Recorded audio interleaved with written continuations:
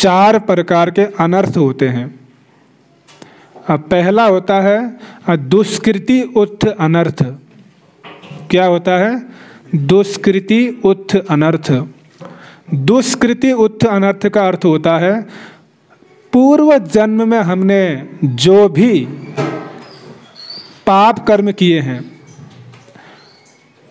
जब हम भजन करते हैं, भक्ति करते हैं, तो कभी कभी क्या होता है, हमारा शरीर हमारा साथ नहीं देता है। शरीर में कई प्रकार की बीमारियां उत्पन्न हो जाती है, जैसे सिर दर्द होना, कभी बुखार आना, कभी दांत में दर्द होना, कभी कमर में दर्द होना, या कोई ऐसा भयानक घटना हो जाना, दुर्घटना, यानी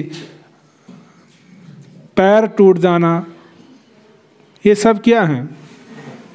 अनर्थ हैं। कौन से अनर्थ हैं ये? दुष्कृति उत्थ अनर्थ। जब भी हम भजन करते हैं तो ये अनर्थ हमारे जीवन में बाधा पहुंचाते हैं। आप भजन करने बैठे तो अचानक आपका जो है सिर में दर्द शुरू हो गया, तो फिर आपका ध्यान भजन में ना जाकर किस में जाएगा? उस दर्द में, उस बीमारी में। तो ये बाधा है भक्ति में, है कि नहीं? शरीर स्वस्थ रहता है तो भक्ति करने में और अच्छा हम तेजी से भक्ति कर पाते हैं। लेकिन जब शरीर में बीमारियां आती हैं, परेशानियां आती हैं, तो भक्ति करने में बाधा पहुंचती है। भक्ति की जो रफ्तार है वो ढीली पड़ जाती है। और दूसरा होता है सुकृति उत्थ अनर्थ। सुकृति उत्थ अनर्थ वो क्या है? जब हम भक्ति करते हैं तो भक्ति करते करते हमारे जीवन में सब कुछ अच्छा होने लगता है। खूब धन संपत्ति भी आती है, लोग हमारा बहुत सम्मान भी करते हैं। ये भी अनर्थ है, क्योंकि फिर हम उन्हीं चीज़ों में फंस जाते हैं। भक्ति कहाँ हो जाती है? दूर चली जाती है। अब धन के पीछे फंस गए या अनुयायियों में फंस गए। इतने लोग हमको जानते हैं, इतने लोग हमारा सम्मान करते हैं, बस उसी के चिंतन में क्या हो जाते हैं? हम फंस जाते हैं। करना क्या था? भक्ति करनी थी, लेकिन क्या हो रहा है? धन आ रहा है, सम्मान मिलता है, लोग दंडवत प्रणाम भी कर रहे हैं आपको, तो उसी के पीछे भाग रहे हैं। तो ये भी क्या एक प्रकार से अनर्थ है। और भक्ति करते करते जब हृदय में स्वर्ग भोग की कामना भी आ जाती है कि स्वर्ग जाना है मुझे, या मुक्ति पाना है, मोक्ष प्राप्ति की कामना हृदय में आना, ये भी अनर्थ है। जब भक्ति करते हैं तो हृदय में ये अनर्थ उत्पन्न होंगे कि मुझे मुक्ति को प्राप्त करना है और स्वर्ग प्राप्त करना है, इस संसार में खूब सुख भोग करना है। ये सब क्या है? अनर्थ है। सुकृतो उत्थ अनर्थ, ये भक्ति में बाधा है। आ रहा समझ में? नहीं आ रहा है? कितने लोग समझ पा रहे हैं? सुकृति उत्थ अनर्थ ये होता नहीं होता है ये। और एक होता है अपराधो उत्थ अनर्थ। अपराधो उत्थ अनर्थ, ये जो अनर्थ हैं ये हमें भक्ति करने में क्या पहुंचाते हैं? बाधा पहुंचाते हैं। अपराधो उत्थ अनर्थ। हर व्यक्ति चाहता कि मैं अच्छे से भक्ति करूं, बढ़िया से करूं, लेकिन नहीं हो पाता है। क्यों? क्योंकि अनर्थ है। तो अपराधो उत्थ अनर्थ मतलब होता है ऐसे अनर्थ जो अपराधों से उत्पन्न होते हैं। तो अपराध वैसे 10 प्रकार के नामा अपराध हैं और धाम अपराध हैं 10 प्रकार के। सेवा अपराध हैं 64 प्रकार की सेवा अपराध। वैष्णव अपराध 6 प्रकार के वैष्णव अपराध। ये सब अपराध हैं।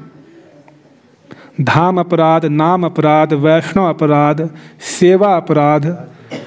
जब ये अपराध हमसे होने लगते हैं तो भक्ति में बाधा आती है। इसको कहते हैं भक्ति उत्थ अपराध उत्थ अनर्थ, अपराधों से उत्पन्न अनर्थ। एक होता है अपराध, एक होता है पाप। दो शब्द हैं, एक क्या होता है अपराध, दूसरा क्या होता है पाप। तो जब भी हम वैष्णव जगत में ऐसा देखते हैं कि अपराध मत करो, हमेशा यही बोलते हैं अपराध मत करो। कभी ऐसा सुनने में नहीं आता कि पाप मत करो, उनके प्रति पाप मत करो, ऐसा बोलते हैं कभी? ऐसा नहीं बोलते हैं। क्या बोलते हैं? उनके प्रति अपराध मत करो। तो ये अपराध और पाप में अंतर होता है। पाप जो है, पाप का संबंध शरीर और मन से होता है। जो पाप होता है उसका संबंध किससे होता है? शरीर और मन से। और अपराध का संबंध होता है आत्मा से।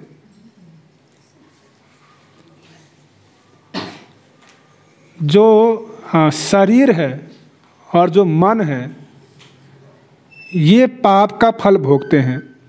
अगर आप पाप करते हो तो किससे करते हो? शरीर के द्वारा करोगे और मन के द्वारा करोगे।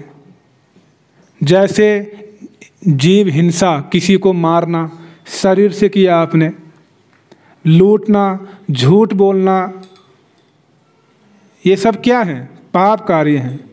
और इसका परिणाम शरीर और मन भोगता है। यानी पाप करोगे तो आपका शरीर उसका फल भोगेगा। जैसे शरीर में कष्ट होना, बीमारियां आना, कोई अंधा पैदा हो गया, कोई लंगड़ा हो गया, ये सब क्या है? पाप के फल हैं, है कि नहीं? और मन भी भोगता है। मन चिंतित रहता है, मन में चिंताएं रहेंगी, या पागल हो गया व्यक्ति, मानसिक बीमारी, ये सब पापों का परिणाम है। इस संसार में जितने प्रकार के कष्ट आप भोग रहे हो, ये सब पाप का ही परिणाम है। और पाप का संबंध शरीर और मन से है। लेकिन पाप उतने भयानक नहीं हैं, क्योंकि ये पाप समाप्त हो सकते हैं। लेकिन अपराध बहुत भयानक है। अपराध का जो संबंध है वो आत्मा से है। आत्मा को नुकसान पहुंचाते हैं ये अपराध। और अपराध किनके प्रति होते हैं? अपराध होते हैं गुरु के प्रति, वैष्णव के प्रति, भगवान के प्रति, और उनके नाम के प्रति और धाम के प्रति। इनके प्रति जो भी हम गलत कार्य करते हैं वो अपराध में आते हैं। जैसे एक भक्त को आपने मारा और एक सामान्य रिक्शे वाले को आपने मारा, दोनों को मारा आपने, लेकिन भक्तों को मारना अपराध कहलाएगा और रिक्शे वाले को मारना पाप कहलाएगा। क्यों?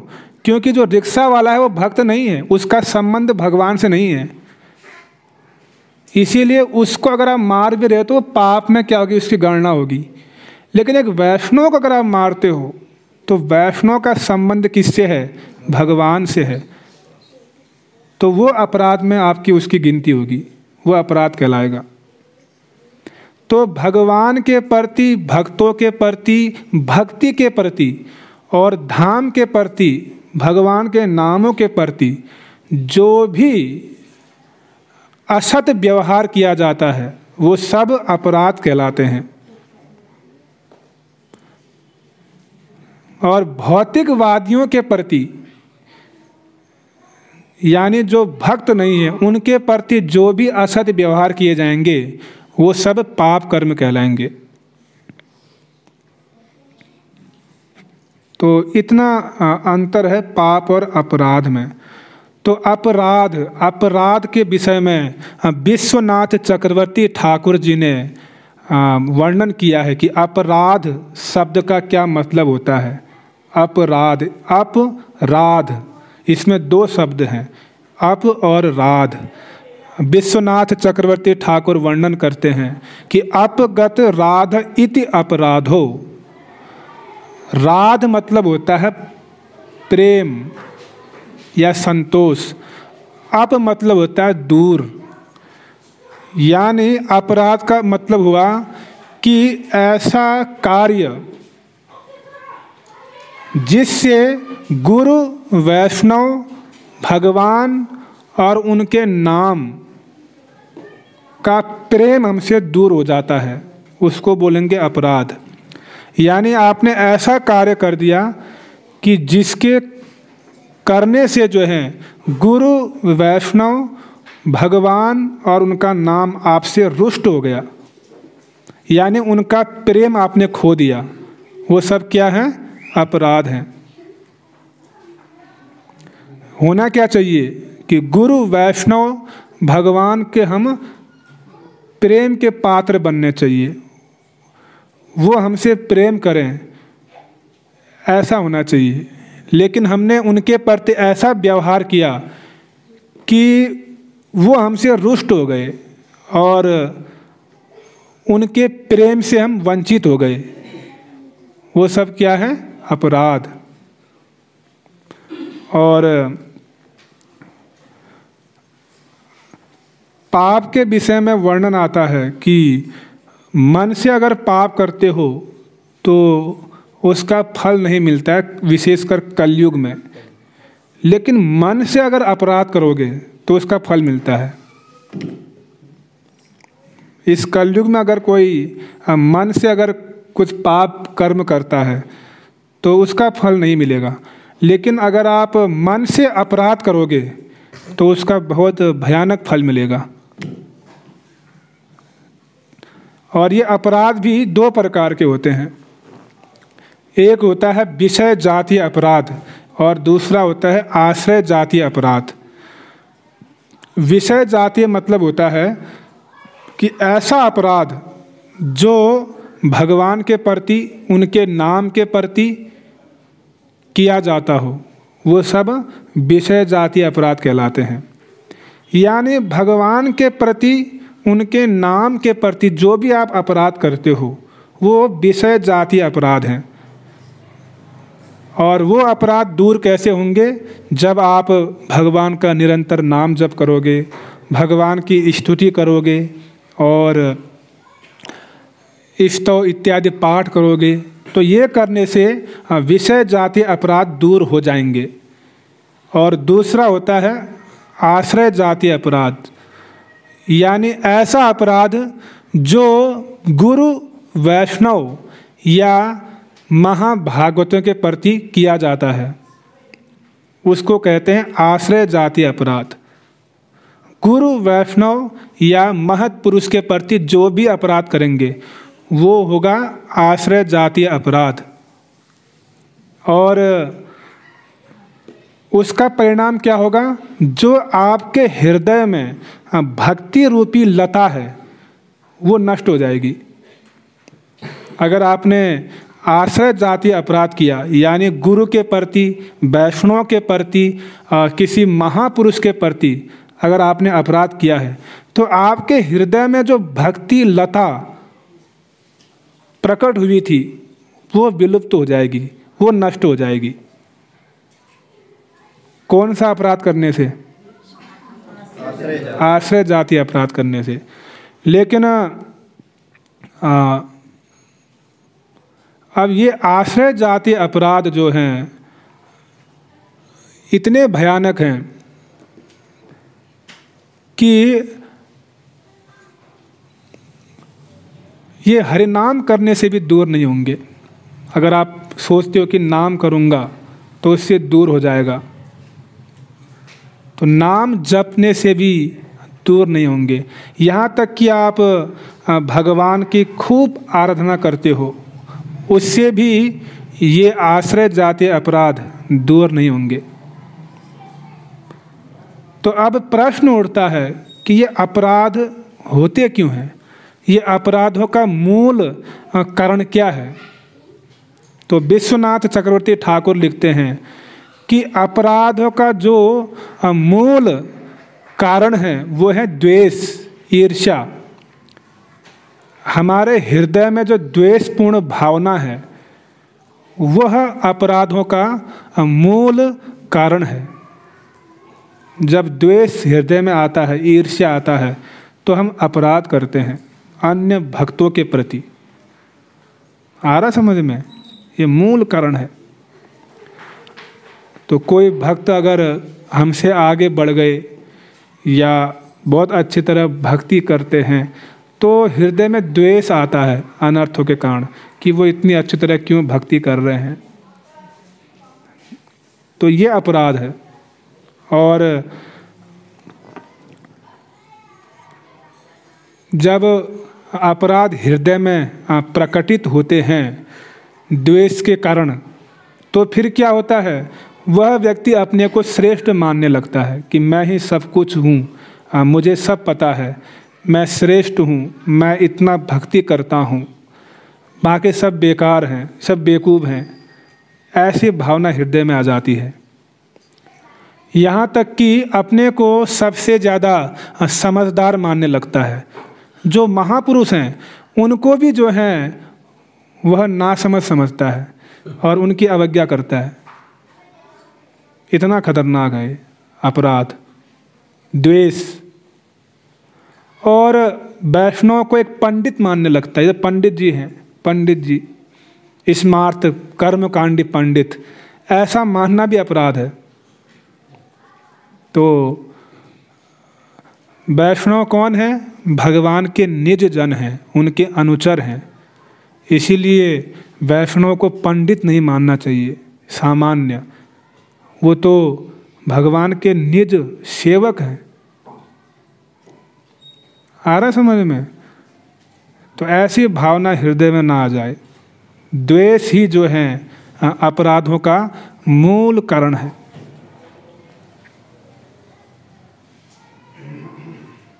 तो आप लोग चाहते हो कि अपराध दूर हो जाएं?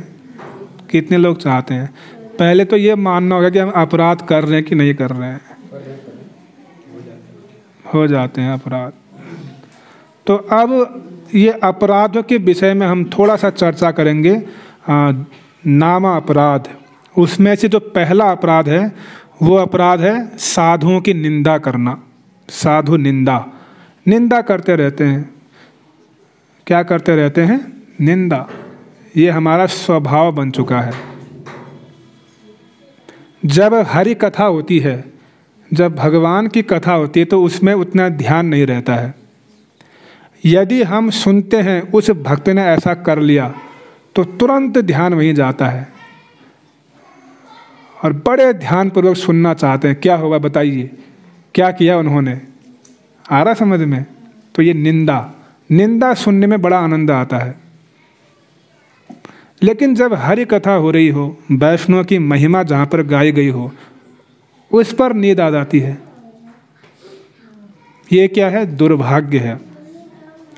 तो जो 10 नामा अपराध हैं उसमें से जो प्रथम नामा अपराध है वो क्या है?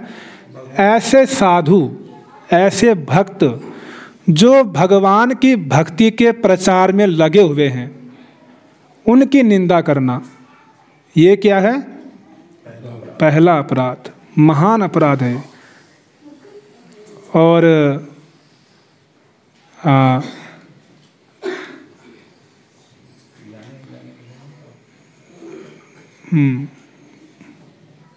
तो सिरधर स्वामी जो हमारे आचार्य हुए हैं, उन्होंने इस संबंध में एक वचन लिखा है, निंदनम दोष कीर्तनम, कि यदि कोई भक्त है अगर उसके अंदर दोष भी हो तब भी उसकी निंदा नहीं करनी चाहिए। चाहे सही हो चाहे वह झूठा हो, उसकी निंदा नहीं करनी चाहिए। अगर ऐसा करोगे तो निंदनम दोष कीर्तनम, केवल निंदा का ही कीर्तन कर रहे हो आप, जबकि हमको हरि कीर्तन करना चाहिए। लेकिन हम क्या करने लग गए फिर? निंदनम दोष कीर्तनम, केवल दोषों का ही कीर्तन हो रहा है। किसका कीर्तन हो रहा है? दोषों का, दूसरों के दोषों का कीर्तन कर रहे हैं। यदि उतने समय हम हरि कीर्तन करते तो हम भक्ति में आगे बढ़ते। तो हम देख रहे हैं कि वो गलत हो रहा है, वो गलत कर रहा है, तब भी हमें उसकी निंदा नहीं करनी चाहिए। ऐसा बोलते हैं श्रीधर स्वामी। आ रहा समझ में? अब यहाँ पर मन में एक प्रश्न उठता है कि हमारे सामने जो है अगर कोई भक्त गलत कर रहा है और हमको साफ साफ दिख रहा है कि वो गलत कर रहा है, वो दोष है, अगर हम उसके दोषों को नहीं सुधारेंगे, उसका संशोधन नहीं करेंगे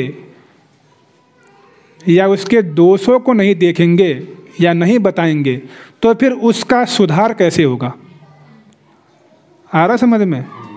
श्रीधर स्वामी तो कहते हैं कि अगर आपको किसी में दोष भी दिख रहे हैं तब भी आप उसके दोषों का कीर्तन या उसके दोषों को मत बोलो, वह भी निंदा है।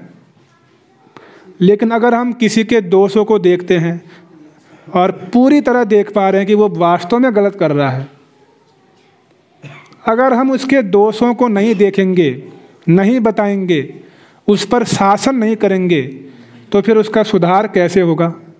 आता मन में प्रश्न। तो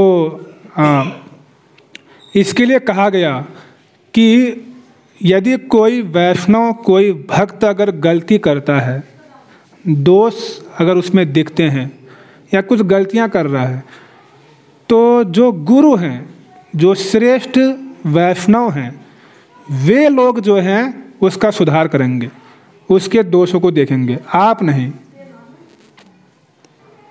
जो उनसे श्रेष्ठ वैष्णव हैं, जो गुरु स्तर पर हैं, वे लोग क्या करेंगे?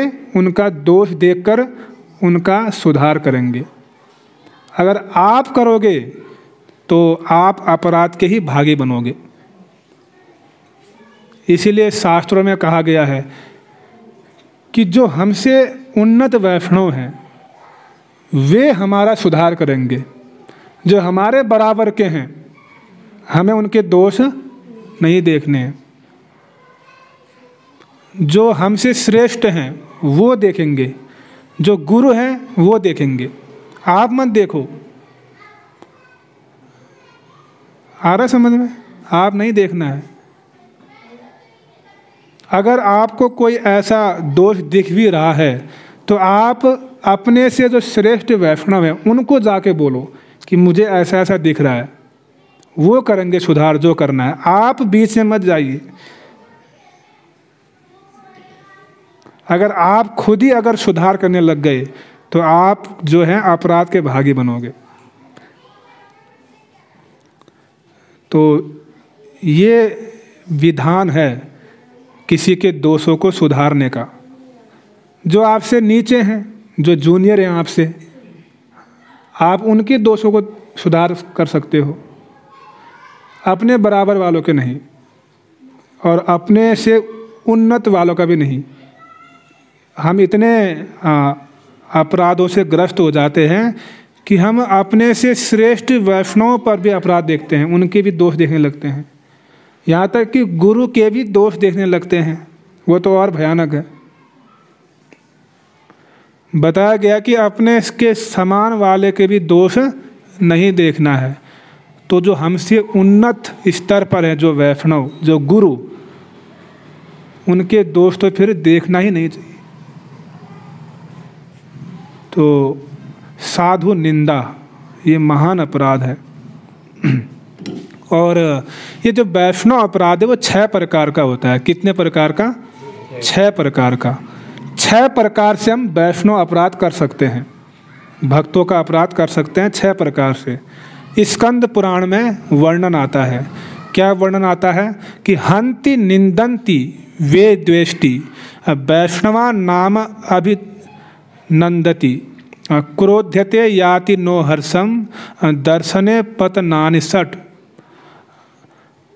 यानी 6 प्रकार के वैष्णव अपराध। उसमें पहला है वैष्णव को मारना यानी पीटना, ये पहला अपराध है। दूसरा है उनकी निंदा करना। तीसरा है उनसे द्वेष करना, ईर्ष्या करना। और चौथा है उनका स्वागत नहीं करना।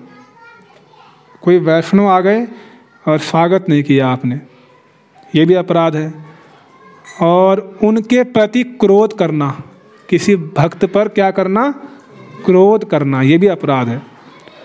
और जो छठा अपराध है वो क्या है? किसी वैष्णव को देखकर आनंदित नहीं होना, खुश नहीं होना। मान लो कोई वैष्णव आ गए और आप खुश नहीं हो रहे हैं और खाली बाहर से दिखा रहे हो कि हम खुश हैं, लेकिन हृदय में क्या सोच रहे हो पता नहीं कहाँ से आ गए, समय वेस्ट होगा, गलती हो गई, कहाँ से टकरा गए पता नहीं, अब इनको बिठाना पड़ेगा, इनके साथ बैठना पड़ेगा, इनको कुछ खिलाना भी पड़ेगा, बोझ बन गए हमारे सिर पर आज।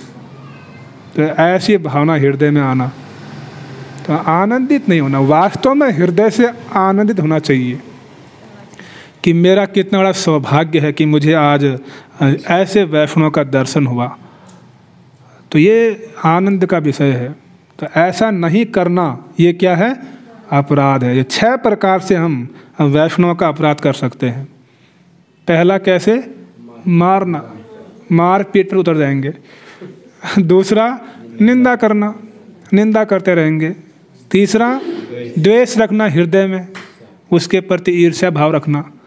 और चौथा स्वागत नहीं करना, सम्मान नहीं करना, ये भी अपराध है। किसी वैष्णव का सम्मान न करना ये भी अपराध है। और क्रोध करना, किसी पर क्रोध करना ये भी अपराध है। और उनके दर्शन से आनंदित नहीं होना ये भी अपराध है। तो जब ये 6 प्रकार के जब हम अपराध करेंगे तो इससे हमारा क्या हो जाएगा? पतन होगा और हम भक्ति से हमेशा के लिए दूर हो जाएंगे। आ रहा समझ में? और शास्त्रों में वर्णन आता है कि वैष्णव अपराध की तुलना एक पागल हाथी से किया गया है। जैसे पागल हाथी होता है, अगर वह बगीचे में घुस जाए तो बगीचे का क्या कर देगा? वो तहस नहस कर देगा, सर्वनाश कर देगा। उसी प्रकार ये वैष्णव अपराध रूपी जो पागल हाथी है, अगर वह आपके हृदय रूपी बगीचे में प्रवेश कर गया तो उस हृदय रूपी बगीचे में जो भक्ति लता बीज है, जो भक्ति लता रूपी पौधा है, उसको उखाड़ के फेंक देगा, वो तहस नहस कर देगा, आपकी भक्ति का सर्वनाश कर देगा। ये इतना भयानक है वैष्णव अपराध। हाँ, जाने में हो अनजाने में हो, उसका खामियाजा हमको भुगतना ही पड़ेगा। तो अब प्रश्न उठता है कि अगर हम किसी वैष्णव के प्रति अपराध करेंगे तो दूर कैसे करें? फिर कैसे दूर करें? तो उसके लिए हम 3 उपाय आपको बता सकते हैं। विश्वनाथ चक्रवर्ती ठाकुर जो हैं ये उपाय बता रहे हैं, अगर किसी भक्त के प्रति अपराध हो जाए तो कैसे दूर कर सकते हैं। पहला विश्वनाथ चक्रवर्ती ठाकुर वर्णन करते हैं कि अगर हम किसी वैष्णव के चरणों में अपराध करते हैं तो हमको क्या करना चाहिए? अत्यंत दुख के साथ और अनुताप करते हुए, पछतावा करते हुए, पश्चाताप की भावना से उनको प्रणाम करना चाहिए, उनकी स्तुति करनी चाहिए और इस प्रकार हमें उनसे क्षमा मांगनी चाहिए। किसी वैष्णव के प्रति अगर अपराध हो तो हमें रोना चाहिए हृदय से और पश्चाताप की भावना होनी चाहिए और दुखी होना चाहिए हृदय से। और फिर ऐसे वैष्णव के चरणों में प्रणाम करना चाहिए, उनकी स्तुति करनी चाहिए और फिर उनसे क्षमा मांगनी चाहिए। और दूसरा प्रश्न उठता है, यदि वो क्षमा ना करें, अगर आपने क्षमा मांग भी ली तब भी वो क्षमा ना करें, अगर प्रसन्न ना हो तो फिर क्या करें? तो फिर बताते हैं कि उस वैष्णव की रुचि के अनुसार लंबे समय तक उसकी सेवा करनी चाहिए। यानी उसको जो भी वस्तु पसंद हो, उसको जो भी सेवा अच्छी लगती हो, उस वैष्णव की उतने लंबे समय तक सेवा करो जब तक उसका हृदय द्रवीभूत न हो जाए आपकी सेवा को देखकर। उनका हृदय जब तक पिघल न जाए तब तक उनकी सेवा करो, और इस प्रकार आपका अपराध क्या हो जाएगा, फिर क्षमा हो जाएगा। और फिर प्रश्न उठता है, उनकी इतने लंबे समय तक सेवा करने पर भी तब भी क्षमा ना करें तो फिर क्या करें? उसके लिए बताया गया कि फिर अत्यंत दुख के साथ, आत्मग्लानि के साथ निरंतर लगातार हरिनाम करना चाहिए। खूब रोते हुए हरिनाम करो आत्मग्लानि के साथ, और हरिनाम इतना करो कि उस वैष्णव के हृदय में परमात्मा बैठे हुए हैं। वो फिर उन वैष्णव को प्रेरणा देंगे कि उनको क्षमा कर दो। तो हरिनाम की शरण में आप गए तो हरिनाम कौन है? भगवान से अभिन्न है, और भगवान तो सबके हृदय में बैठे हुए हैं। उन वैष्णव के हृदय में भगवान बैठे हैं। फिर वो भगवान जो परमात्मा रूप में है, वो उन वैष्णव को क्या करेंगे? उन वैष्णव को क्या करेंगे? वो अंदर से स्फूर्ति कराएंगे कि आप जो है उनको क्षमा कर दो। तो ये तीसरा उपाय है। लेकिन इसमें एक और विचार है। यदि कोई समझे, यदि कोई व्यक्ति ऐसा समझे कि मैंने तो वैष्णव अपराध कर दिया है, क्षमा मांगने कौन जाएगा, कौन झुकेगा, कौन उनकी स्तुति करेगा, अच्छा है कि मैं हरिनाम की शरण में जाता हूँ, हरिनाम कर लेता हूँ, इससे क्षमा हो जाएगा। यदि कोई ऐसा सोचता है तो वह अपराध और भयानक रूप में आएगा। इसलिए ऐसा नहीं करना है। पहले क्या करना है? क्षमा मांगना है।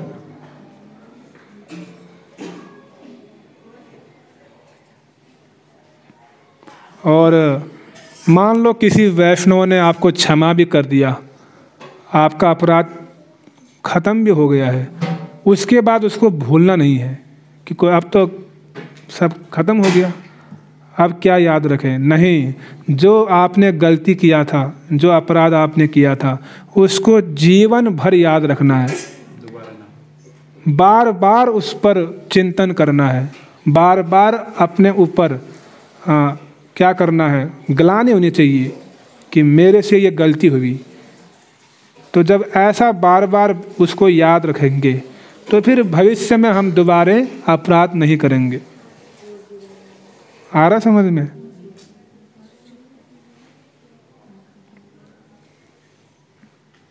तो अभी तक हमने जितना बताया, कितने लोग समझ पाए आप में से?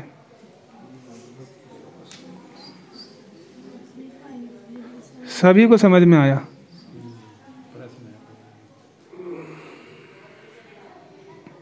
तो एक प्रश्न 9 बजे तक हम क्लास लेते हैं, फिर 9:15 में ख़त्म करें प्रश्न उत्तर के साथ, चलेगा?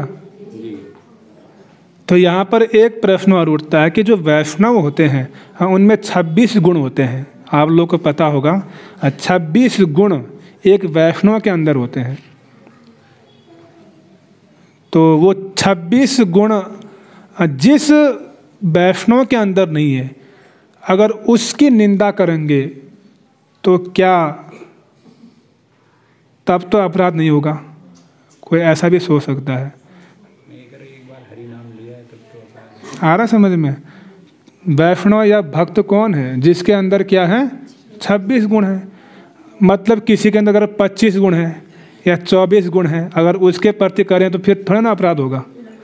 ऐसी भावना भी आ सकती है हृदय में, लेकिन ऐसा नहीं है।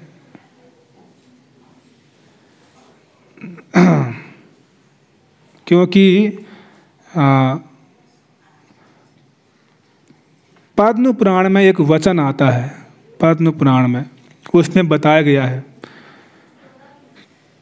कि सदाचार और पतित व्यक्ति, अहंकारी व्यक्ति, शराबी व्यक्ति या हिंसा करने वाला व्यक्ति या अधार्मिक व्यक्ति हो या अत्यंत निष्ठुर भी क्यों न हो, यदि ऐसा व्यक्ति भगवान गोविंद की भक्ति करेगा तो वह भी संसार से मुक्त हो जाएगा।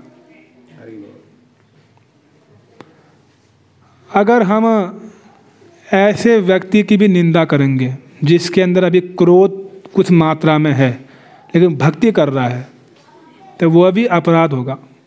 क्योंकि भगवान ने गीता में एक वचन कहा, क्या वचन कहा?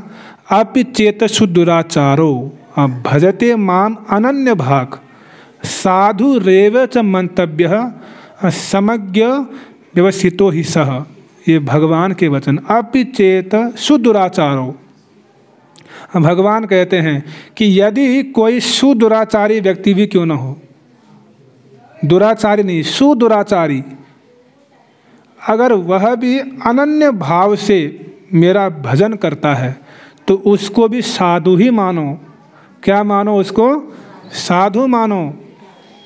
क्यों? क्योंकि वह मेरी भक्ति करने में क्या है? दृढ़ है। लेकिन कुछ ऐसे पूर्व जन्म के संस्कार हैं, कुछ अनर्थ हैं जिसके कारण जो हैं कभी कभी वह गलती करता है, लेकिन वह मेरी भक्ति करने में क्या अभी दृढ़ है। तो भगवान कहते हैं कि ऐसा व्यक्ति कुछ ही समय में क्षिप्रम भवति धर्मात्मा, जब भक्ति करने लगेगा तो धीरे धीरे मेरी भक्ति के प्रभाव से कुछ ही समय में अपने सारे दोषों को दूर कर लेगा और एक दिन शुद्ध भक्त बन जाएगा। आ रहा समझ में? तो इसीलिए अगर कोई भक्ति में लगा है, अगर उससे कुछ गलतियां भी होती हैं तो तब भी उसकी निंदा नहीं करनी है।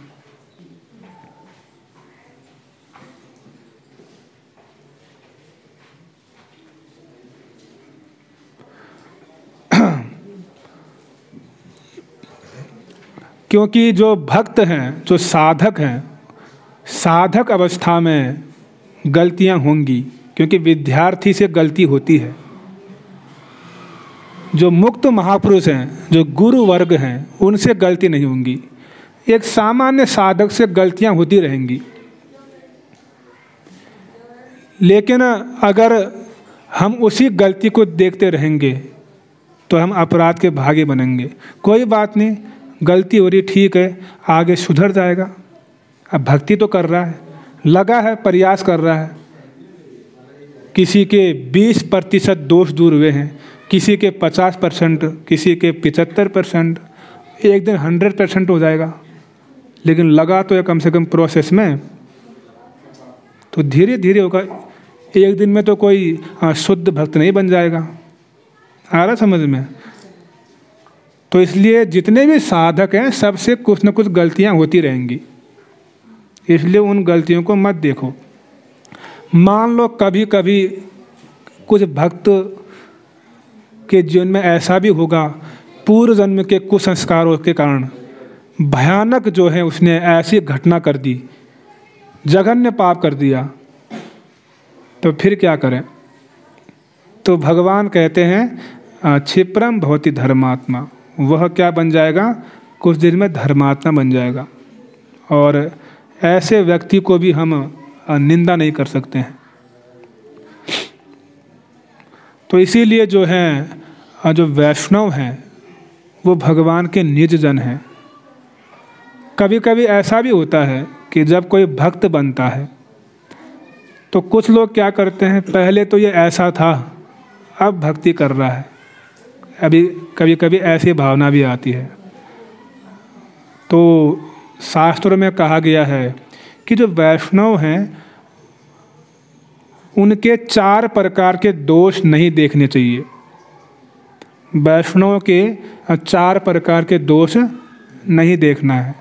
पहला है पूर्व दोष। पूर्व दोष यानी भक्ति करने से पहले यदि वह व्यक्ति पाप कर्म में लिप्त था तो उस दोष को नहीं देखना है, क्योंकि अब क्या कर रहा है? वो भक्ति कर रहा है। कोई भक्ति कर रहा है, आपको पता है कि ये व्यक्ति पहले कैसा था, इतना पाप करता था, अगर आप कह रहे हो कि ये तो पापी था, अब क्या फ़ायदा भक्ति करने से, तो ये भी क्या है, अपराध है। ये प्रथम यानी 4 प्रकार के दोषों में पूर्व दोष, पूर्व पीछे के दोष हमको नहीं देखने हैं वैष्णव के। जैसे अजामिल कितने पापी था, लेकिन बाद में क्या बन गए, भक्त बन गए। आप उनको देखो, रत्नाकर डाकू वाल्मीकि कैसा पापी थे, बाद में क्या बने, वाल्मीकि बन गए, महान भक्त बने। बिल्व मंगल ठाकुर हैं, बाद में भक्त बने। हीराबाई वेश्या जो हरिदास ठाकुर जी के पास आई थी, वेश्या कितनी पापी थी, लेकिन हरिदास ठाकुर की कृपा से महान वैष्णवी बन गई। तो जो पूर्व दोष है उनको नहीं देखना है। और दूसरा क्या है, जातिगत दोष, ये भी नहीं देखना है। अगर कोई शूद्र है या निम्न जाति में है, अगर वो भक्ति कर रहा है तो उस दोष को मत देखो, ये तो शूद्र है, ये तो निम्न जात का है, ऐसा नहीं। वैष्णव किसी जाति के अंतर्गत नहीं है। आ रहा समझ में? जो भी भक्ति कर रहा है उसकी जाति को नहीं देखना है, वो किस जात से है, ऐसा नहीं। किस वर्ण से है ये भी नहीं देखना है, कि शूद्र है कि वैश्य है कि ब्राह्मण है कि क्षत्रिय है, ये भी नहीं देखना है। तो ये देखना भी क्या है, अपराध है। तीसरा है नष्ट प्राय दोष। कौन सा दोष? नष्ट प्राय दोष। मान लो भक्ति करता है कोई व्यक्ति, तो लगभग भक्ति करने से उसके दोष जो है नष्ट तो हो गए, लेकिन कभी कभी जो है कुछ गलती हो जाती है उनसे, तो उसको नहीं देखना है। जैसे उदाहरण दिया जाता है कि अगर कमरे में चूहा मर गया, तो चूहे को आपने उठा के कहाँ फेंका, बाहर फेंक दिया, लेकिन कुछ देर उसकी गंध रहेगी, वो ज़्यादा देर नहीं रहेगी, थोड़ी देर रहेगी। तो उसी प्रकार अगर कोई भक्ति कर रहा है तो पूर्व के जितने दोष हैं वो सब नष्ट हो गए हैं, लेकिन उनकी गंध कुछ देर रहेगी, लेकिन वो थोड़े देर में क्या हो जाएगा, समाप्त हो जाएंगे। और चौथा होता है कदाचित दोष। कदाचित दोष मतलब होता है कभी कभी अपने पूर्व जन्म के कुछ संस्कारों के कारण या असत संग करने के कारण अगर कुछ पाप कर लिया तो उसको भी नहीं देखना है। ये 4 दोष जो हैं हमें वैष्णव में नहीं देखना चाहिए।